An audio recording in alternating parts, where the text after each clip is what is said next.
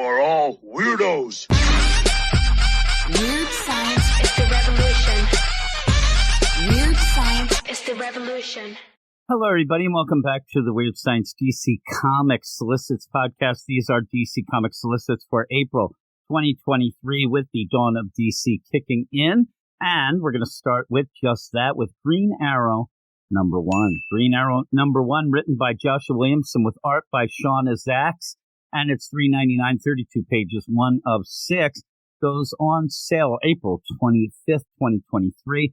And it shocked me at first that this was a mini and not an ongoing, but it makes sense because it's the search for Oliver Queen, which I think is what they'll call the trade. I've said this before, but I think that once we find him at the end of this mini, we'll then kick in with a solo series that probably will still have Black Canary and the rest of the Green Arrow family, but maybe it'll branch off into a couple different books. Who knows? But here is the Solicit. The Emerald Archer is lost, and it'll take Oliver Queen's whole family to find him, but dangerous forces are determined to keep them apart at any cost. Spinning out of Dark Crisis on Infinite Earths, Green Arrow by DC architect Joshua Williamson. Oh, the architect. I think he might have been building things on a foundation of sand. That's not a good architect, is it? I don't know. But you also have artist Sean Izaakse in an action-packed adventure across the DCU that sets the stage for major stories in 2023. And I think that the Dark Crisis on Infinite Earths was garbage, but I think Joshua Williamson does better on these smaller solo series books, instead of a big crisis event. His Robin book was pretty good, right? I think everybody could agree. The next one, Superboy, The Man of Tomorrow, number 1, written by Kenny Porter, art and cover by Janoy Lindsay. This is a book that's $3.99, 32 pages, 1 of 6. It goes on sale April 18th. And if you're a Connor fan, I think you would want to pick this up. It is something that came out of the Red Robin from what feels like ages ago. And yeah, it's going to spell out things with Dark Crisis, but I think that if anything, they tagged on a couple pages at the beginning because this is more Connor in space. It's very reminiscent of the Tom King Supergirl Woman of Tomorrow book.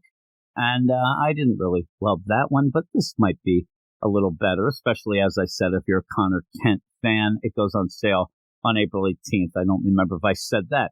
Connor Kent takes center stage. After the events of Dark Crisis, Connor feels out of place with the rest of the hero community. He doesn't fit in with the rest of the Superman family. It's kind of bullcrap, but again, you're trying to weave it into the books and things like that. I wish that this did take place just on Earth with the rest of the Super family, but the rest of the world doesn't really need him with so many supers in Metropolis. He doesn't want to rely on Tim, Cassie, and Bart, which is a shame. So Connor looks to the stars as a place he might be able to call his own and carve out his own path. But what lurks in the great unknown? Are bravado and swagger enough to help Superboy find his new calling? This is the 2022 Round Robin winner, picked by you, the fans. And it wasn't picked by me, but it was picked by you, the fans. And again, I wish that this had more to do with the dawn of DC. This is a shoehorn book. They're going to claim to you, oh, well, there's too many supers on Earth, so that's why Connor... No, the story originally was that Connor was in space. I read the Solicits and things when the Red Round Robin was coming out. That's the Solicit before there was even a Dark Crisis on Infinite Earth, so please don't try to fool us here, because you ain't fooling nobody. And here's the next one, Adventures of Superman, John Kent, number 2, written by Tom Taylor, art and cover by Clayton Henry. $3.99, 32 pages, 2 of 6. This was announced as many. This is the thing that you ended up having the Son of Kal-El book go down. And then Tom Taylor saying, oh, no, it wasn't canceled. It was just that we wanted to do this miniseries. Really? Like, that used to be back in the day when movie stars didn't want to do television stuff. And, that's what it feels like, the idea, oh, well, actually, I'm very happy that my ongoing series was canceled because now I get a mini. Yeah, that doesn't work. That doesn't work at all. This is, obviously because Superman Kal-El is back. He's doing his things, and now you need this. And if it was something, now we'll see what this leads into or whatnot, but if you ended up having the Son of Kal-El, if it was doing so well, I'm sure that this would have just been an ongoing. You could have just had Adventures of Superman, John Kent, go on and on and on. It doesn't have to be a mini, but it is. And the Solicit, and it's $3.99 on sale April 4th. The Solicit here is the Solicit, I swear, from the first issue, but I'll read it still. Kal-El's across the multiverse are being murdered, and the culprit is the man who stole John Kent's childhood. Oh, you mean Brian Michael Bendis? Oh, my goodness gracious. I wonder if they realized that when they wrote that, saying who stole John Kent's childhood. Yes. John is joined by Earth 2 Superman, Val-Zod, and a surprise third hero to try to stop Ultraman's killing spree. But when John comes face to face with the man who tortured him and kept him in prison, he discovers an even greater threat. Himself, right, maybe? No, it's not. We'll see what the greater threat is. I mean, there might be a greater threat, but there can't be a greater triggering thing than actual Ultraman. But we'll have to see what's going on. Something tells me because of this whole deal that we're really pushing with, the mentorship of John and Nightwing, that he's going to run into Earth 3's Nightwing, and we'll see how that turns out. That's my prediction. But Superman number 3 is next, written by Joshua Williamson, art and cover by Jamal Campbell, and you end up having that $4.99, 32 pages on sale April 18th. Superman's loved ones are transformed into ravenous parasites. Sounds like an old Buck Rogers episode where you ended up having the vampire deal, and you got sexy Wilma as the vampire. I don't know if anybody knows what I'm talking about. I bet you Rob Lewis does, though. I bet you he liked that episode as much as I did. I mean, seriously, you know what I'm talking about, Rob. If Superman wants to find Parasite Zero before its influence spreads to the whole world, he must take Lex up on his offer to work together, even if it means using another of Superman's enemies as bait. We'll see how that goes. That's very quick and to the point, but I'm looking forward to Joshua Williamson on Superman, see what he's got there. The next one is Action Comics number 1054, and that's written by Philip Kennedy Johnson, Dan Jurgens, and Dorado Quick. I don't know who Dorado Quick is, but when I went to look, because usually when something's announced like this, I'll go to the Twitters, and I'll go and try to, follow the people, maybe get in on the ground floor, right? Get a little influence going. And they had already followed us. So Dorado Quick, there you go. I was like, oh my goodness. Art by Rafa Sandoval, Dan Jurgens, and Yasmin Flores Montanez. I believe that's what that says. And you end up having it $4.99, 48 pages on sale April 25th as Superman and Natasha Irons race to save Steel from the newly transformed Metallo. The Super Twins are lost. They keep calling those Philosians twins. I don't think they're twins, but I think they're trying to play off the Wonder Twin stuff. And alone against the nightmarish threat of the Necro Hive. Now, I want to see more of the quote-unquote Super Twins, but I don't need to go hot and heavy with them this soon. I kind of want more Superman stuff than just Super Twins. But how will Lois and the House of El find them? Plus, learn the shocking identity and mysterious ghost in the machine behind Metallo's transformation as he and Superman face each other in an epic rematch for the ages. I think that it's Lex Luthor, right? Plus, a new era for John Henry Irons begins in Steel Forged, Part 1. That is a really, really awful name for a story. Steel Forged. Okay. And Dan Jurgens explores the not-too-distant past world of Lois and Clark 2 in a bold new interlude. That's a weird part, too. But we'll see how that plays out. One of the things that I will be talking, I'm recording this on Thursday morning. Me and Eric will be recording, I think, Action Comics this week on Friday night, but I will talk about the idea that I wish Dan Jurgens used that idea of everything matters and things kind of getting reset, timelines making sense, all that Superman stuff, that we could have brought Goldie back, because I don't like the idea that John fried Goldie, and you could have corrected that very easily in that first issue, but he didn't do it. I don't know if he just remembers different or doesn't care about Goldie. Hashtag, justice for Goldie. That's what I say. But I think that this Action Comics will be pretty decent. Hopefully the backup stories, because I'm there for the Philip Kennedy Johnson main story, but hopefully the stuff Dan Jurgens and the Young John stuff and everything else that goes in now, a Steel story, that they'll kick in and be worthwhile. I am always afraid of the urban legends type deal, the Batman urban legends, where down the line, 7 months later, all the stories stink and there's no reason to buy it, but I don't think that will happen. The next is Harley Quinn number 29, written by Teenie Howard, art and cover by Sweeney Boo. What up, Boo?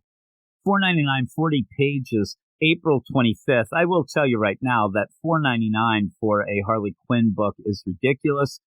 It looks like there's probably a backup in it. Get the backup out of there and just make it $3.99, please. Nobody wants to buy Teenie Howard's Harley Quinn at $5. There's a lot of other books to buy instead. This just in. Here's the thing. Teenie Howard now is taking over the Harley Quinn book. I don't need, and I think took it over at 28. I don't need this nonsense with the, hey, it's Harley writing the solicit. I don't need it. This just in, your gal's been cursed. Now she's got to use magic and travel the multiverse and deal with cartoon fish and higher beings. What in the Earth 6 is going on? Not to mention, I still got my court-mandated community service, and Two-Face and his goons just won't leave ya gal alone. Telling you, if they say ya gal one more time, I'm going to punch myself. Someone's got to teach them a lesson, and I'm just saying that because I'm a professor, ya gal. Also featuring another very special in-continuity dream of Harley Quinn as told by two individuals who know me bestest of all, my hyenas, Bud and Lou. Go screw yourself. I'm telling you, it really, we need a Bud and Lou dream sequence, Harley thing at the end that's going to end up being, oh my goodness, people, I don't even want to talk about it. Done and done. Unstoppable Doom Patrol number 2 by Dennis Culver, as I like to call him, Denis Culver. I think that that's fancier, and if he is listening, which he's not, I think he should change that. Denis Culver sounds really, really fancy. I'd buy a book by Denis Culver. I don't know if I'm buying shit from Dennis Culver. Not a real big fan. Dennis Culver is kind of a Joshua Williamson guy. Joshua Williamson should try to, get his own house into shape before he's getting his guys in here. But you have a glow-in-the-dark variant, by the way. $3.99, 32 pages, 2 of 6. Why would you have a glow-in-the-dark variant? Explore the world's strangest superheroes' new headquarters, the Shelter, as they welcome their brand new member, the Worm. Catch up with Niles Calder, almost like Niles Calder sounds a little like Denis Culver, right? Mento, Flex Metallo, yeah, I like him, and more as we learn terrible secrets that could bring the new team to their knees before they even have a chance to get started. There's a traitor in the midst, and it's not who you think. I don't know who it would be, so who would I think? Robot Man. All right, we'll see. That's one of the, I think, a misplay. I think Unstoppable Doom Patrol, while I think people will like a Doom Patrol book, that should have been coming out in like June or July. Get the big hitters out first. If you're going to throw this Dawn of DC out, you have Superman, actually got these things, and then Doom Patrol. No, get the Shazam, get the Green Arrow out before you get Doom Patrol. Get everybody settled in. Get everybody excited, like, oh my God, these new things are pretty cool and fresh. And then you end up throwing in the Doom Patrol after that with Denis Culver. Batman number 134, written by Chip Zdarsky, art by Mike Hawthorne and Adriano Di Benedetto. And that is going to be going on sale on April 4th for $4.99, 40 pages. It's all out war as only Batman stands between Red Mask and a Gotham City full of bodies. How much is the Dark Knight willing to sacrifice to save this city? We're still in this dream world nonsense. Why are we still in this multiversal nonsense, in April? Let's get out of there. Let's get going. I'm guessing that it's just because they're kind of biding their time as we get into the Dawn of DC to get to something. Something, I don't know. What would it be? Batman 150? You maybe getting to something that then you could kick in with this Dawn of DC as a special deal, but I don't know. I don't get it. I have heard rumors down the line that there will be a big crossover coming up between Detective Batman and Catwoman. We'll see if those come true, but that is the word on the streets, and maybe they're waiting for that. Maybe all the books have to get into line, because that would mean that Detective Comics Ram V would have to finish that story with the asthma and the organs, and I have my Ram V calculator here. Beep, boop, boop. That will take them till 2073. This guy tells a slow burn. As they say, I think it's the slow burn on all of us and our pocketbooks. Detective Comics number 1071. Oh my God, I didn't realize. Written by Ram V, art by Riccardo Federici. $4.99, 40 pages, and it's on sale April 25th.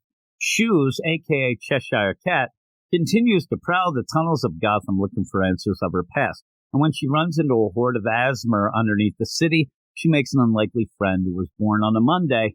Ooh, I know who that is. Killer Croc, right? No, it's not.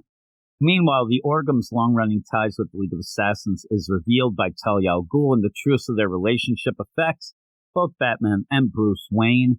Then in the backup, Mr. Freeze continues his interrogation of Dr. Mead, or as he calls it, his research, regarding how to fix Nora so that she'll return to him as Mrs. Freeze and love him again. Again, it's a weird play. I know that a lot of times nowadays you don't want to have these abusive relationship things in the stories. I don't mind it because it is a comic book and it is a classic deal by old Mr. Freeze. But at this point, maybe we do have to move on. It's been, it's one of those like, will they or won't they, but in like the most sus way. And it's kind of getting tiresome. Get something else from Mr. Freeze, please. Get something. Oh, my goodness. But here we go, though. The Detective Comics with Ram V, it just keeps meandering. How long is this damn story going to take? I think at this point, it's like issue number 730 of his doing it. 730, I said. I don't know why I said 7. I'm tired. But yeah, I don't know. The problem is, I kind of want the story over with, but Ramsey never finishes stories. And that's like his way. I think that is his evil plot. Hey, if I get on this, if I do Swamp Thing and do 10 issues and don't finish my story, they'll give me 6 more issues. If I get on Detective Comics, I'll just string the story along, so they can't cancel me out. They can't fire me because I haven't finished my story. And then each month they're like, are you going to finish it this month, Ram? And he's like, yeah, I don't think so. Let me check my asthma. Oh, my goodness. Where's my puffer? My asthma is working up. Oh, my God. I'm a vampire. Oh, no. I'm a werewolf. I don't know what I'm talking about. The Wolfman. Everything's driving me nuts now. Batman and Joker, the Deadly Duo, number 6, written by Mark Silvestri, art and cover by Mark Silvestri. $4.99, 32 pages, 6 of 7. What we like to call the penultimate issue in the biz. And it's April 4th, 2023. After a bloody, brutal, and harrowing adventure across underneath Gotham, Batman and the Joker have unearthed the true culprit behind the dark scheme against them. Now the Deadly Duo find themselves unwilling participants in a bone-chilling wedding ceremony in the catacombs beneath Gotham City. Well, let me tell you, if Batman's involved in the wedding, it ain't happening. Get ready for unholy matrimony in this horrific penultimate chapter. Oh, they said it. That needs to be seen to be believed. Oh, my goodness gracious. So we'll see how that is. I know a lot of people are liking the Batman, the Joker Deadly Duo number 6 way more than me and Eric are. Eric likes it even less than I do. That's a surprise. The next one, Lazarus Planet, Revenge of the Gods number 3. I'm worried about this. Written by G. Will Wilson, Becky Cloonan, and Michael W. Conrad. Right, there's 3 reasons I'm worried about it, right? And art by Cian Torme, not Mel Torme, the Velvet Fog. Emmanuel Lupacino and Aletha Martinez. And you have this, $4.99, 40 pages, 3 of 4, on sale April 11th. Is Wonder Woman responsible for the destruction wrought by the gods she worshipped all her life? I'll just go on the limb and say yes. Back in man's world, at least, Diana sees the horrors of the gods' war and questions all she's done to ensure the Amazon's survival. Is it too late to turn the tide and achieve peace? Meanwhile, Olympus itself trembles as Shazam's wizard takes revenge on his former champion, which me and Eric talked about on the Patreon Spotlight, because he ended up having that Shazam story in the Lazarus Planet tie-in this week. And I don't like the idea of the wizard being pissed off, and neither does Eric. I think that that's pretty lame and just doesn't feel like what I want from any sort of Shazam story. But the next deal is Lazarus Planet, Revenge of the Gods number 4, written by G. Will Wilson, Becky Cloonan, Michael W. Conrad, and Josie Campbell. Did they say that the first? They didn't say Josie Campbell the first time. Oh my, art by Cian Torme, Aletha Martinez, and others, it says, with an exclamation point. $4.99, 40 pages, 4 of 4. This is the end of it. The identity of humanity's mysterious ally is revealed. Hermes, I say. An action-packed finale with an unexpected god at their side. Oh my, I might be right. Wonder Woman and the Amazons are ready to take down Hera and her evil machinations once and for all. But what will victory mean for the future of the heroes and villains connected to the gods? And will we care? Who knows? Stay tuned. Yeah, it's weird. This Lazarus Planet Revenge of the Gods, as I read those two solicits, does not feel like it's connected at all to the Lazarus Planet, except for maybe Shazam coming back in that. It's weird. But the next one's another super book. Super indeed. Superman Lost, #2, written by Christopher Priest and art and cover by Carlo Pagulan and Jason Paz. I am not a huge Christopher Priest fan. I really am not. I know that a lot of people are. A lot of people will immediately point out his Black Panther, which was great. Nothing else that I've read by him has been great. And maybe there's some things I've missed. People can let me know. But Black Panther, great. Most of the other stuff, and if you say Deathstroke, I will say that that was good to okay by the end. I thought at the beginning it was impressive. He was tying things in, but that story became a convoluted mess. Convoluted mess by the end. I mean, really, people forget the idea of homeless guy, aliens, all these crazy things going on in that book by the end was just nonsense, but Christopher Priest. There you go. Superman Lost, #2. And if you have read, like, his Justice League, I think a lot of people have that was garbage. You end up reading his stuff at Marvel recently has been real bad, in my opinion. So I'm not really down with him. In the Black Adam, me and Eric ditched it. We did not like it. It wasn't hitting with us. But Eric said he might go back and reread it. And if it is decent enough, if he says it got better and it's interesting, we'll probably put it back on the podcast. So at least we have that. And it's $4.99, 2 of 10 on sale. April 11th. I'll tell you right now, anything in this solicit, if it mentions anything that seems like it'll be in continuity, Christopher Priest has gone on record, says he hates continuity. He's not reading anything at DC, so he has no idea what has happened in the past 10 years. He doesn't care. He's never going to care, and he's just going to write his shit, and maybe the editors kind of squeeze this into that nook and cranny to make it fit like the Black Adam, which I'm telling you, read the interviews when he got on Black Adam, where he said, I don't give a rat's ass what's going on in continuity, and I never will. And then now that Black Adam book is kind of forced into Lazarus Planet, not by his doing, I'll tell you that. Here's the solicit. As Superman struggles to re-enter his life on Earth, we begin the story of his epic 20-year journey home with an encounter with spacefaring scavengers who transport the Man of Steel to an unnamed Earth-like planet whose properties redefine the limits of his powers. While the world's ecological and political turmoil beckons for his help, there you go, no continuity. So if you're into that and you want to get something that's not, you don't have to read anything else and you want to read some Christopher Priest, have at it. You can have at it all you want, and you can tell me all about it. Batgirls #17, written by Becky Cloonan and Michael W. Conrad. Hey. Art by Robbie Rodriguez. Do we have another silent issue on our hands? I don't know. $3.99, 32 pages, April 11th. Nothing says spring like the Apero Park Spring Jubilee. That's what I always say every spring. I'm telling you. Especially like once May hits, I'm like, you know what? Apero Park Spring Jubilee.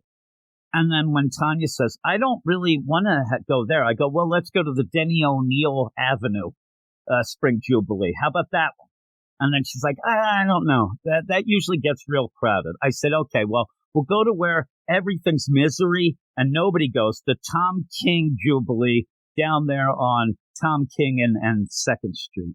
That's what we'll go to. Nobody goes there. There's live music, good food, and besties Cass Kane and Steph Brown unwinding after a long day of Batgirling. Oh, my. But the day turns sour quickly when snipers Gun Bunny and Gunhawk appear on the scene. Why are they here, and who are they targeting? I'm guessing maybe the Batgirls? I don't know. It's up to the Batgirls to protect. I don't know why they're asking us questions in the solicits. I have no idea. I haven't read the book yet. What am I, quiz kid? It's up to the Batgirls to protect their fellow Hills residents and find the snipers before anyone gets hurt. I bet you old maps will be there. We'll have all the stuff going down. Batman Incorporated #7. We have that book going there, and that's written by Ed Brisson, art by Michelle Bandini. $3.99, 32 pages. It goes on sale April 11th. No one is safe as Professor Pig continues his warpath across Gotham. Meanwhile, Ghostmaker has the worst Gotham has to offer in his grasp and must decide whether to keep his promise to Bruce or end their reign of terror for good. I'm guessing he's going to keep his promise to Bruce. Can Batman Inc. find a pig in time to save the city? Will Ghostmaker fall back into his old ways? Guest starring Nightwing, Batgirl, Robin, and more of Gotham's finest. And if that weren't enough, the road to Joker Inc. begins here. Oh, more Joker. Really? Joker Inc. I can't wait. Can you tell? Can you tell the enthusiasm just going through Joker Inc.? Batman Superman World's Finest number 14, written by Mark Waid, art and cover by Dan Mora. That goes on sale $3.99. Okay, goes on sale $3.99 and is also a cover price of April 18th. It's $3.99. It's 32 pages and comes out April 18th. Bruce Wayne, a murderer? Oh my God, did he do the Moida? I don't know. Bruce Wayne's billionaire rival Simon Stagg is dead, and Bruce Wayne is suspect number one.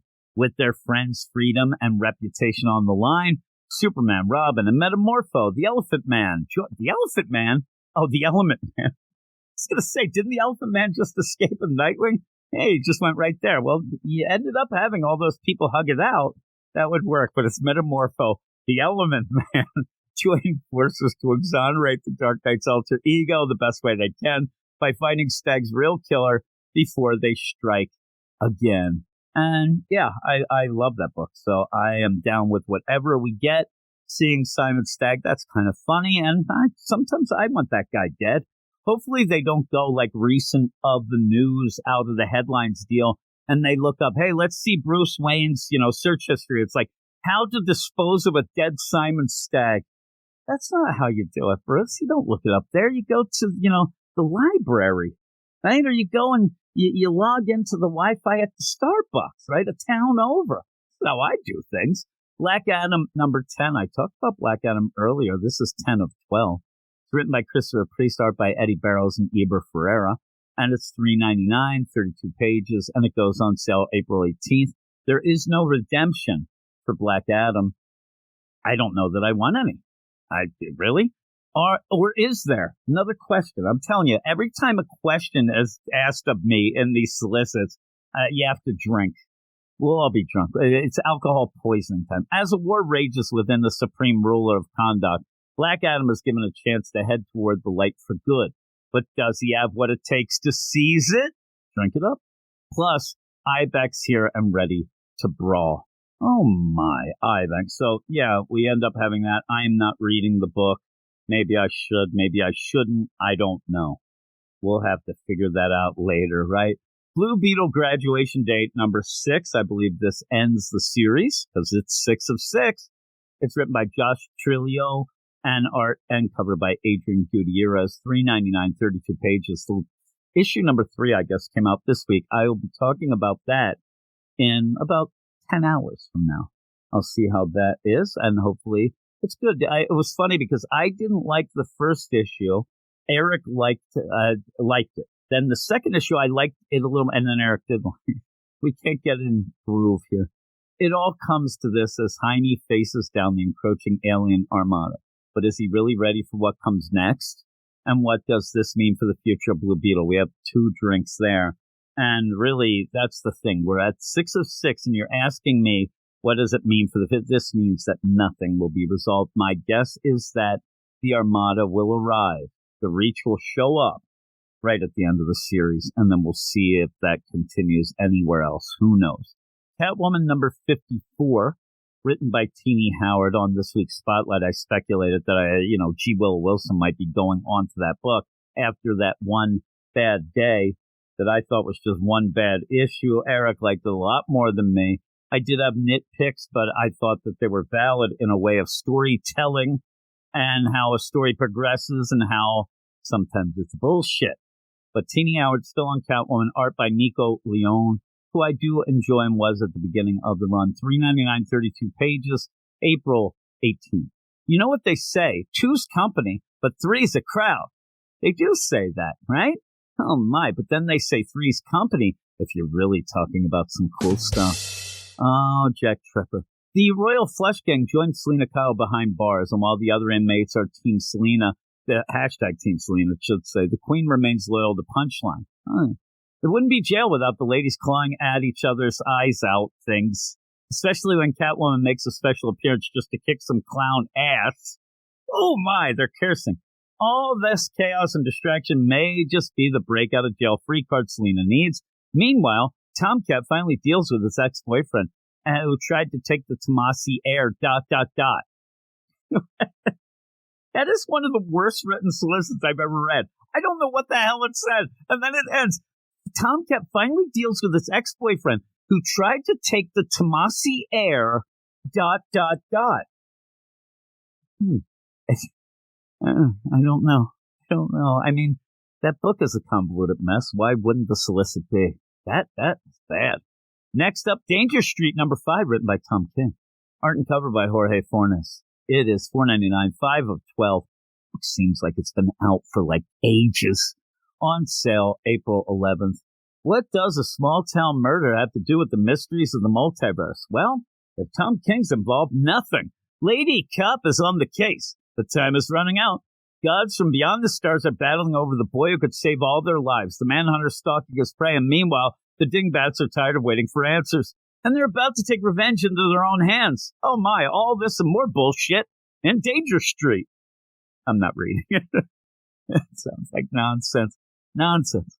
Deceased, The War of the Undead Gods, #8. This is the finale of that. I see, I don't see a lot of enthusiasm anymore for this War of the Undead Gods. There's been delays a bit, things like that. And also, I just think that the story really doesn't have much going on.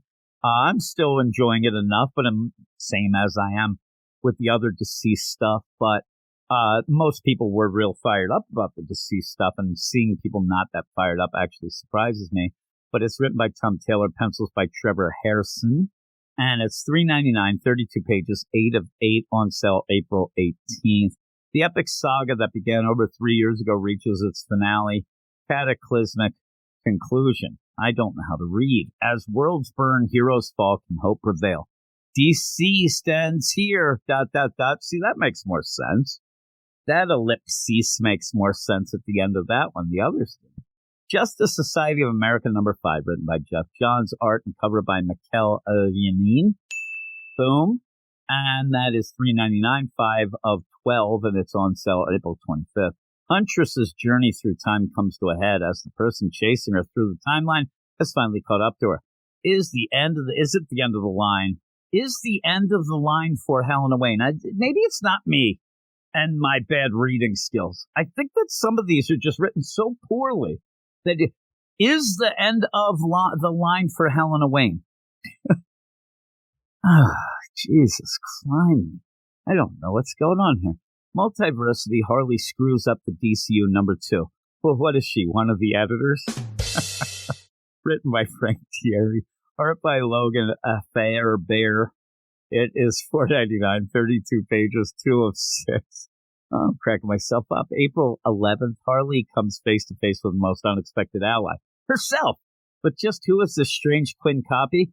And what the heck is she doing on the strange alternate Earth devoid of heroes and overrun by star-road versions of all of Harley's best friends? Here's a hint. It has something to do with Harley screwing up the DCU. I don't know. What is she, an editor? That's better the second time. It wasn't. Nightwing #103. Nightwing #103 is written by Tom Taylor with art by Travis Moore. I do like Travis Moore's art, but I'm more of a Bruno Redondo fan who's on the cover. The normal artist. $4.99, 40 pages, goes on sale April 18th. Are we going to have more mention of Nightwing or more mention of the Titans? That is the question here.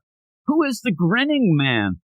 Oh, the grinning man, who's always grinning no matter what he's doing. Sounds like a sort of fairy tale. The grinning man comes in and he's always grinning. Jim is bad. He never is winning. There you go. That's how all the fairy tales ended in my youth. I think my mom altered the fairy tales just to really make it so that I really didn't think I was worth anything and I could end up, succeeding in life. It's like Jack and Jill fell down the hill and Jim was down there at the bottom losing. Why, Mom? Why was that? And then, little Miss Muffet sat on her tuffet eating her curds and whey. Along came Jim, but everybody ran because they didn't like him because he was a real asshole and he'll never have friends. Mom, why? Even when he's murdering people. That's not me. That's the grinning man. He's grinning when he's murdering people. Oh, my. And what kind of deal did he make with Neuron? I don't know, but I guess we'll find out. Also drink. Nightwing and Titans better figure out soon before they lose one of their team members. ... So we get Nightwing and the Titans in that sentence. See? That's how you do it. Then in the backup, Nightwing continues his lessons, mentoring John Kent, a.k.a. Superman. And this one, he teaches them how to make a kick-ass cheese omelet. The key here is that you get the sides and you push them towards the middle as it's cooking. So then the rest of the egg, goes around and you get a foot. He's not teaching him how to do an omelet. I just taught you. You didn't realize. Superman at his time, it's using detective skills instead of fists. John used fists? Maybe. But not when he's fighting villains. I mean, seriously, that's sexy. Whew. Yeah, we're getting our groove on now. Poison Ivy number 11, written by G. Willow Wilson, art by Marcelo Takara. It is $3.99, 32 pages, on sale April 4th, 2023. Can you tell? I'm getting fired up. Usually when this happens, I have, taken a break. I didn't. And I don't know. Maybe the medicine's kicking in. Maybe life is kicking in as well. It's ready. Did I say Poison Ivy number 11? I think it's the medicine. Written by G. Willow Wilson. I said this, didn't I? Holy Christ. Edit that out, Jess. Where's Jess? I do have Jess's deal. Two Jess. bros. Thank you, Jess. I don't know why you had to tell me two bros, Jess. I know two bros. Don't you do that with me. The wolf man. Jess is the wolf man. That might explain some things, actually. I mean, that might explain a lot about air, right? How dare you? I don't know what's going on. $3.99, 32 pages, April 4th. It's no secret that Ivy can be very convincing, but with her newfound powers, she now has people wrapped around her finger, just like Sting. Janet's time at the spa goes south when Ivy uses her ... persuasive powers ... to blockade a petroleum processing plant. So we were getting a joke there. It's like one of those, you're waiting with bated breath. Hey, listen, Ivy's going to use her persuasive powers to blockade a petroleum processing plant. You're like, what? Who's there? That's what I say. And who's there? Who's there? Jim there. Nobody will answer because you're a loser and you don't have friends and you'll be a failure. Mom, why are you back? Yes. Also, it should have been Ivy uses her ... persuasive powers to ... blockade a petroleum processing plant. Come on now. Do it right. If you're going to ... which I know people have criticized our site for being ... heavy. And I know how to use the ... That's when you use it and everybody's waiting. Oh my God. What? Oh, there you go. When the employees become violent and Ivy must protect the woman or women she initially set out to destroy. So much for a relaxing spa retreat. Well, yeah. I mean, this Ivy book, G. Willow Wilson is just basically like, okay, where am I going to send Ivy this month? And who is she going to kill and why? And every time it comes down to processing plant. Really? That book sucks. Sucks. Stargirl, The Lost Children, number 6. Now that's a book. That's good. Written by Jeff Johns, art and cover by Todd Nelk. It is $3.99, 32 pages, 6 of 6, on sale April 18th. The battle for the fate of the lost children is here. Stargirl faces off against the childminder on Orphan Island in the hopes of saving those forgotten sidekicks from her monstrous clutches. She got the chicken legs. But if she succeeds, what does this mean for the DC Universe timeline? That's a big question. That's what I was wondering. See, that's a question, but I'm asking that as well. It's not really asking me that. It's saying like, hey, we all want to know, right? I do. I want to know how we're going to get these cool-ass young heroes into the timeline and have it make sense. I'm telling you, Scrapper and the Newsboy Legion, they show up and everybody's just going to think, man, look at these modern kids. I mean, that kid, he's got the dude cap on, looks like he's delivering the newspapers. He'll fit right in, right? Next thing you know, they're doing crack and doing TikTok videos. That's what happens. Oh, Scrapper, you were such a good kid. The Flash number 796. This is obviously Jeremy Adams, pencils by Roger Cruz and Fernando Passarin, and also inks by Wellington Diaz. I just like the name Wellington. I haven't really mentioned inks throughout this, and it's a weird play here. You get the pencils and inks spelled out, but no colors or letters being mentioned. But Wellington, I like that name. Wellington Werner would have been good. See, if my mom would have named me that, then I wouldn't have gotten all those awful fairy tales as a kid, because that sounds like a successful guy. Wellington Werner probably has a monocle, also rickshaw, and also other fancy things. And actually, maybe not even a rickshaw. Maybe it's like you get three guys and they're crawling around on all fours, right? You're just like riding them. It's like you're a pharaoh or something. That'd be awesome. $3.99, 32 pages, April 4th. It's the final moments of the 1 Minute War.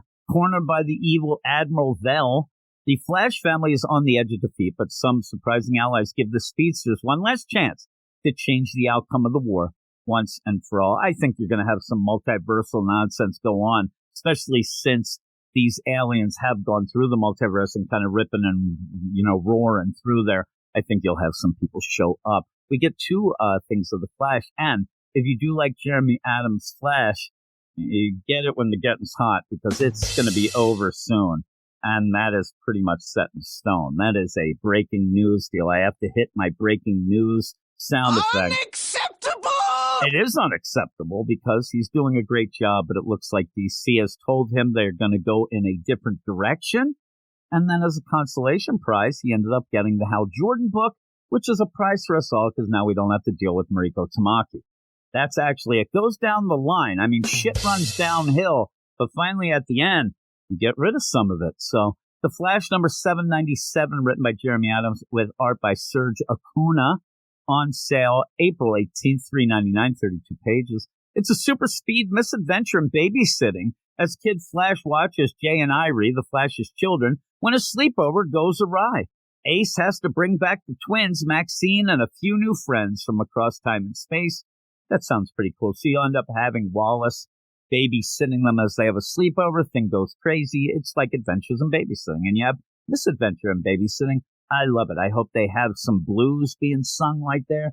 Elizabeth Shue shows up, Thor, in that movie, right? All right. We'll get it all going on. It's sad. Jeremy Adams is really doing a good job, and he seems like a great guy. And nobody seems to want to really give him straight answers or whatnot. But I do think that he'll have a couple issues, and then at issue 800, you'll have the big bang, hey, it's the 800th issue.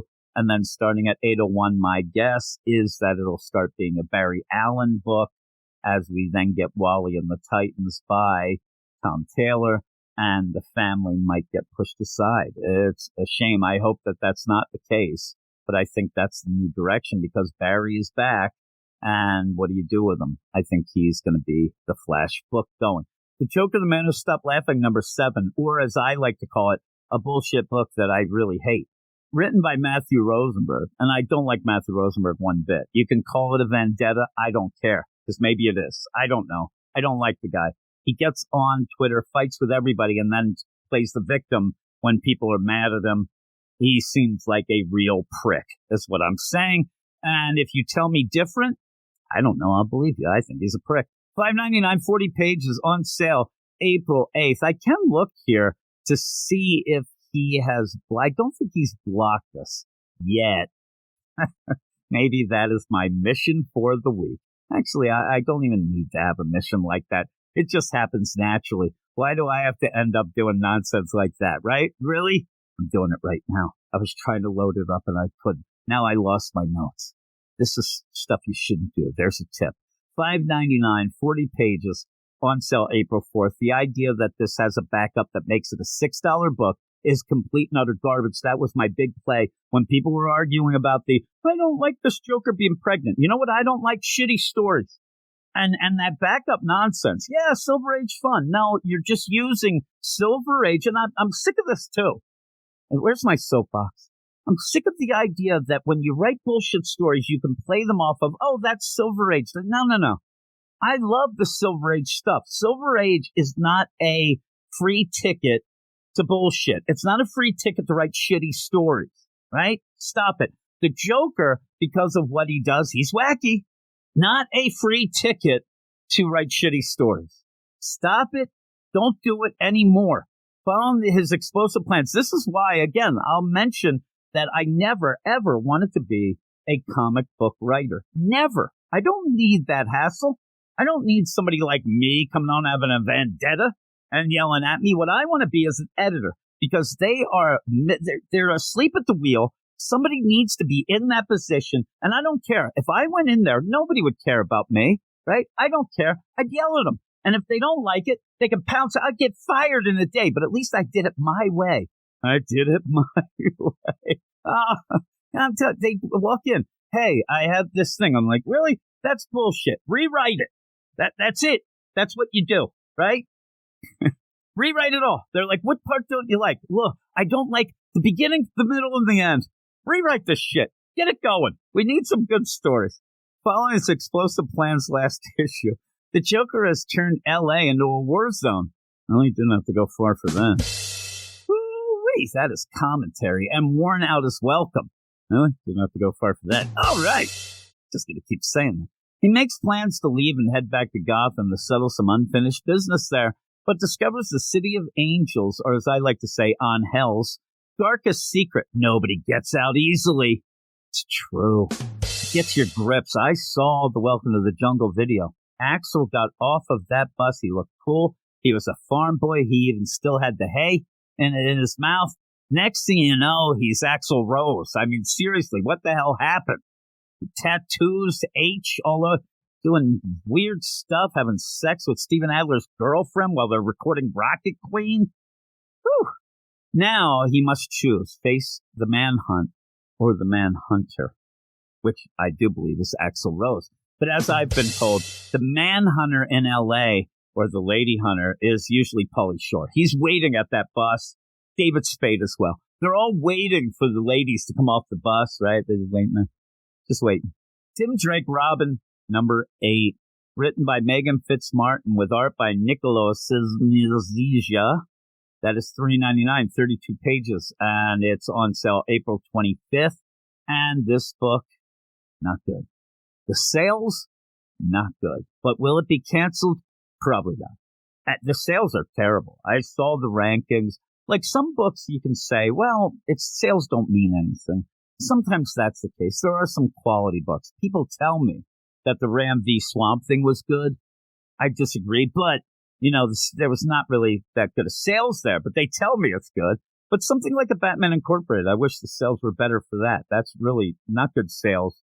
And the Tim Drake Robin sales, these are sales that are legit, what they are. They're shitty because the book's shitty. It works out sometimes. Where am I? $3.99, 32 pages, April 25th. Who's ready for a Bat team up for the ages? In this book, nobody. But if it was something else, what would be the Bat team up for the ages? I mean, you just say that. You throw that out there. But I don't think there's a real answer. And if there is, we've probably seen it a million times. Is it Batman and Joker? Well, we have that. We have even Deadly Duo going on at this moment. Is it Batman and Aquaman? I don't know. What is the team? Batman shows, or Batwoman show. It's Batwoman. This is the Bat team up. I like Batwoman, but that was not the first thing that came to mind wasn't Tim Drake, Robin, and Batwoman. It wasn't it, right? Batwoman shows up at the Gotham Marina with a mystery only the world's best Robin could solve. Actually, the biggest mystery, she shows up and goes, why the hell are you living in a marina? That's number one. Once they solve that mystery, they'll move on to the next, right? Together, Robin and Batwoman will help each other or die trying. There's a couple mysteries. Batwoman show up. She's like, well, why are you living in a marina? It's like, what do you mean? She says, the best thing that you do in the marina is get the hell out of the marina. I mean, the marina's there for, hey, my buddy invited me to go fishing with him. I get on the boat and go out. Living at the marina, I don't know. Does anybody think that sounds fun or fancy? I don't. I also get, seasick. I ended up where I had a hockey tournament when I was younger. It was in Sea Isle City. And when I went there, my boss had a boat. So I ended up sleeping on the boat in the marina and ended up chucking all night. Yeah, it might have also been the bad pork that I ate, but I think it was that I was seasick as well. And, and then you say, well, Jim, tell us about the hockey tournament. How did you do there? Well, after throwing up all night, did okay. I remember a lot of people went out drinking the night before. I don't drink, so I ended up, and especially then. And, I did okay. They were hungover. I threw up all night. I did end up having ribs that I thought might have had some problems. But I did decent enough. Me and my buddy Brett I think that we ended up on like the, all tournament team, just to brag a little at the end. And also in that, it was a funny play because we were playing this thing, and this was actually like deck hockey. This was in the summer. That's why it was Sea Isle. Actually went against, if you are an old-time hockey fan, I did play against Stéphane Richer and ended up getting a slap shot of his in the face, right in the face. So I do tell people, at one point, Stéphane Richer gave me a facial. Ooh-wee, people get confused when I tell them that. But yeah, Tim Drake, huh? What do you think? Wildcats number 6, written by Matthew Rosenberg. Oh, him again. Art and cover by Steven Segovia. $3.99, 32 pages, April 11th. With the Wildcats out of commission and still reeling from the death of a teammate, the replacements find themselves fighting for their lives. While everyone is distracted, the Court of Owls set their sights on the Halo Corporation for a hostile takeover. Extremely hostile. I mean, I'm telling you, they're hostile, they are. Ooh-wee, they might even be staying at a hostel while they're doing that because things are hostile in that one. Yeah, I tried to read that first issue. A mess, I'll say it's a mess. Wonder Woman number 798. I do hear ramblings and rumblings about Wonder Woman that after issue number 800, kind of like what I said about the Flash book earlier, that they're going to do a revamp, that they're going to change some things around. Thank God. When they announce this, when they say, okay, everybody, with issue number 801, revamp, if the words Cloonan or Conrad are in that announcement, I'm out and really will be very disappointed because I've said it and I'll say it again. Until Cloonrad is off of Wonder Woman, I do not take anything seriously of we're learning our lesson or we're turning another page or we're dawning of the DCs. I'm not listening. Art by Amin K. Nuapalan and Caitlin Yarsky. Oh, I don't know Caitlin Yarsky. I like that name, though. It sounds like a name that'd be fun to yell, like the last name. Hey, Yarsky! Doesn't that sound like neat? And say, hey, what? And I'm like, I don't have anything to ask you. I just like your name. And then she punches me in the face. That's what happens. That's what my mom told me again. $4.99, 40 pages, on sale April 18th. And I do, as I'm saying this, I am thinking to myself, people are really witnessing the roller coaster ride of a day with me, because when I started out, I would say that I was a little bit tired, a little bit down. Now I'm full bore. After this, I'll probably pass out. Bring on the Thunder, a Lazarus Planet Revenge of the Gods tie-in. Oh my, to save Themyscira, Wonder Woman must join forces with an unexpected ally, a sworn enemy of the Amazons. Man. But to finally defeat the gods, Diana needs the new champion of Shazam at her side. Will the heroines find each other before it's too late? I don't know. Drink, and that's it. I didn't think that was the last solicit, but it is. There you go. Hey, everybody, those are the solicits. I hope everybody enjoyed what they heard. I hope that everybody finds some books that they like. There are some cool books out right now. Yeah, I like to have fun, and I like to yell at, say, a Matthew Rosenberg. But there are some good stuff out there. There's some good writers. Hopefully we'll get some more newer writers in that we can end up hitching our wagon to. And hopefully Jeremy Adams gets more and more books, because I think it is a shame that he will be off of The Flash. And what else? What else do we have from these solicits? We're going to end that old gods thing with the Wonder Woman, the Lazarus Planet, and all that. We'll see. I'm looking forward to a bunch of the books. So the stuff that's coming out, all new number ones, I think everybody should give a shot. Even when I said, about like a Doom Patrol, that I think that the timing's not great with that. I do think everybody give the number ones a shot if you can afford it. And maybe we'll all find some cool things that we didn't think were going to be great. Again, I keep mentioning Jeremy Adams. Nobody had any idea that his Wally West Flash book was going to be as good as it was. So that was cool. And we might get more and more stuff like that. And then we'll see as this Dawn of DC. Now, I laugh too, because one of the biggest complaints I've had with the Dawn of DC is that, you know, hey, we're getting one book in January. We're going to get two in May. I wish that they all came out in one big fell swoop. That gets people excited. It gets a lot of buzz going. And then that's when, and my biggest thing, as I said, that's when you go to the comic book shop and you're like, man, I really want to get that Shazam by Mark Waid and Dan Mora. But while I'm here, oh man, there's Joshua Williamson, Green Arrow. I'm going to grab that. Or, oh man, a Doom Patrol. I heard about that. I watched the show. Boom, boom. And you start getting more and more. But when you're already like, 6 months in and you've tried to pick up this one book, but it stunk, then you get another one the next month. And the enthusiasm doesn't last that long. You have to get them when the getting's good. Boom. But they ended up, and why I brought this up is they ended up announcing a couple other things coming up, the Titans book.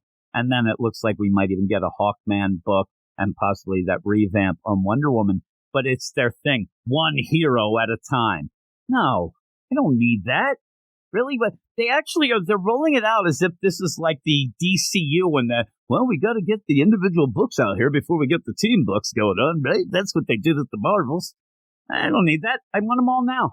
I want everything to happen. I want to have it easy for everybody to get involved, because while I yell and scream about mostly everything, it really benefits me if everybody loves DC stuff, but it also benefits me because then I get excited as well. I feed off the energy. I am an emotional vampire is what I am, and I end up, or maybe an emotional wolf. The wolf man. I'd like to be that. Nobody ever talks about the emotional wolf man. That's because he really is emotional. He's always crying, that wolf man. Probably because he's got those frayed up pants, and he's like, I just bought these Jordache jeans. What's going on? Why do I keep turning the wolf man and ruining my Jordache jeans? So there you go. There you go. I told you, roller coaster. So I'm going to go off right now. I have to go read some stuff for me and Eric to do some of the podcasts, this week's podcast. So with all of that, thanks, everybody. Thanks for listening, as always. And I will talk to everybody later. You are all weirdos. Weird science is the revolution. Weird science is the revolution.